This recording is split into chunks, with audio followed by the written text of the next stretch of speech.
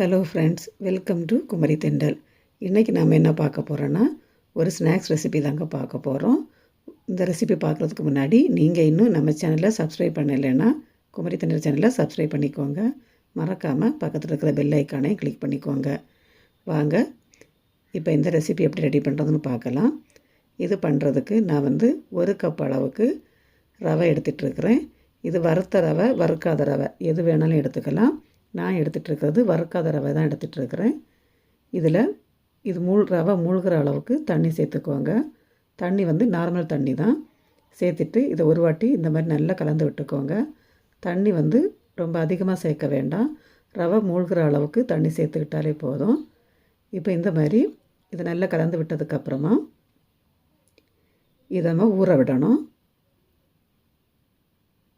இப்போ மூடி போட்டு ஒரு 15 நிமிஷத்துக்கு ஊற விட்டுக்கலாம். ரவை நல்லா ஊறி வரணும்.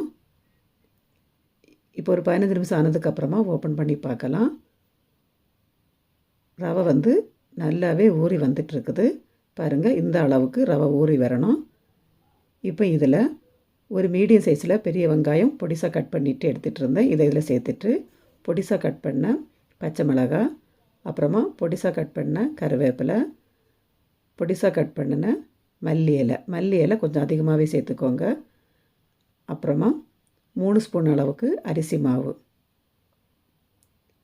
இது கூட 1 ஸ்பூன் அளவுக்கு சீரகம் சேர்த்துக்கோங்க. சேர்த்துட்டு 3 ஸ்பூன் அளவுக்கு தயிர் சேர்த்துக்கலாம். தயிர் புளிக்காத தயிராக சேர்த்துக்கோங்க. அப்புறமா இது கூட இதுக்கு தேவையான அளவு உப்பு, இவ்வளவு சேர்த்துட்டு இதை நல்லா பிசைஞ்சு எடுத்துக்கோங்க. முதல்ல தண்ணி எதுவுமே சேர்க்க வேண்டாம். இந்த மாதிரி நல்லா பிசைஞ்சு எடுத்துக்கோங்க. இப்போ தண்ணி இன்னும் கொஞ்சம் நம்ம சேர்த்து நம்ம பிசைஞ்சு எடுக்கணும். இதில் கொஞ்சமாக தண்ணி சேர்த்துட்டு நார்மலாக நம்ம போண்டா எல்லாம் பண்ணுவோம் பாருங்கள், அந்த மாவு பதத்துக்கு மாவை ரெடி பண்ணி எடுக்கணும். தண்ணி ரொம்ப அதிகமாக சேர்க்க வேண்டாம். பாருங்கள், மாவு இந்த மாதிரி பதத்துக்கு இருக்கணும். இந்த மாதிரி மிக்ஸ் பண்ணி எடுத்துக்கோங்க. இப்போ எண்ணெய் சூடாகிட்டு இருக்குது. இதில் உங்களுக்கு போண்டா எந்த அளவுக்கு வேணுமோ அந்த அளவுக்கு எடுத்து எண்ணெயில் போட்டுக்கோங்க. எண்ணெய் நல்லா சூடாக இருக்கணும்.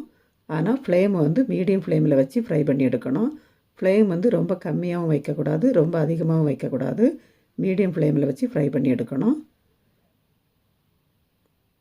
இப்போ மாவெல்லாம் இந்த மாதிரி சேர்த்ததுக்கப்புறமா ஒரு 2 நிமிஷத்துக்கு அப்படியே விட்டுடுங்க. போட்ட உடனே நம்ம திருப்பி விட வேண்டாம்.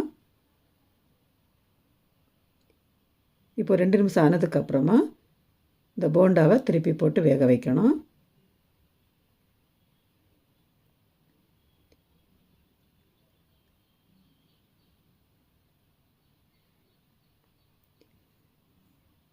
இப்போ இந்த மாதிரி 2 பக்கமும் நல்லா திருப்பி போட்டு நல்ல ஒரு கோல்டன் ப்ரௌன் கலர் ஆறுறது வரைக்கும் நல்லா இதை வேக வச்சு எடுத்துக்கோங்க.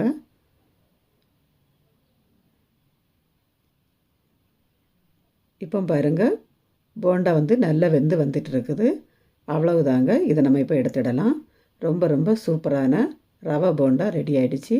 நீங்களும் இதே மாதிரி ட்ரை பண்ணி பார்த்து எப்படி இருந்துச்சுன்னு உங்களோட ஃபீட்பேக்கை கமெண்டில் சொல்லுங்கள். மீண்டும் இன்னொரு ரெசிபியோடு உங்களை சந்திக்கிறேன். நன்றி, வணக்கம்.